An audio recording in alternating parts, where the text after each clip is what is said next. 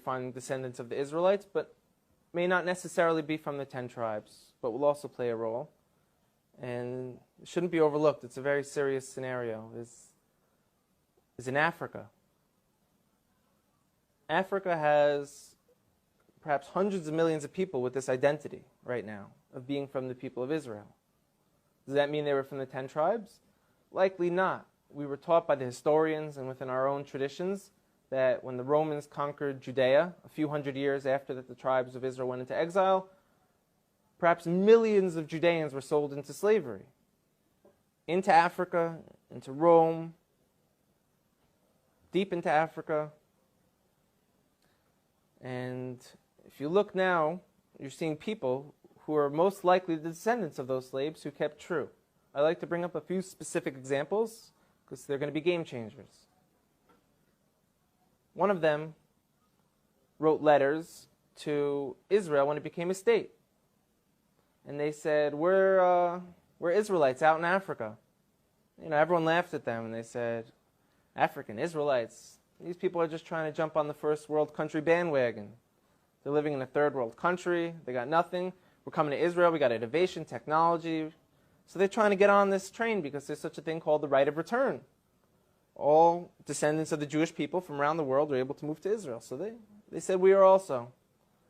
And everyone kind of laughed at them, like I said. And a few people took it serious and went out there and started studying them, learned about their culture. And a professor from Duke University went out there and did DNA testing on them. And he showed not only do they share Semitic genes from people who were in Yemen and back to the Middle East, these gentlemen, a large percent of them, have the Y chromosome to be Kohanim, to be priests. Now, if anyone who doesn't know, a priest is a specific family clan of the nation of Israel who come from Aaron, the brother of Moses, who was the first priest. And anyone descended from Aaron has the status title priest. And we found that these men in this village in South Africa called Lemba, L-E-M-B-A, carry this genetic marker to let us know that they share the same as from the Sephardic and the Ashkenaz and the population of the people in Israel today. They share the same exact DNA marker. That's mind-blowing. So everyone kind of got humbled a little bit who laughed at them and said, now what? Now what do we do about this? This could have tremendous implications. Another area in Africa you have something big happening is in Nigeria. You have the Igbo people, or Igbo, pronounced either way. There's 40 million of them, also Christians, like I spoke about before, how that could happen to the children of Israel very easily. But also a lot of them are now coming out and converting back or adopting the rules of the Torah without all the paganism that they've been practicing for hundreds of years.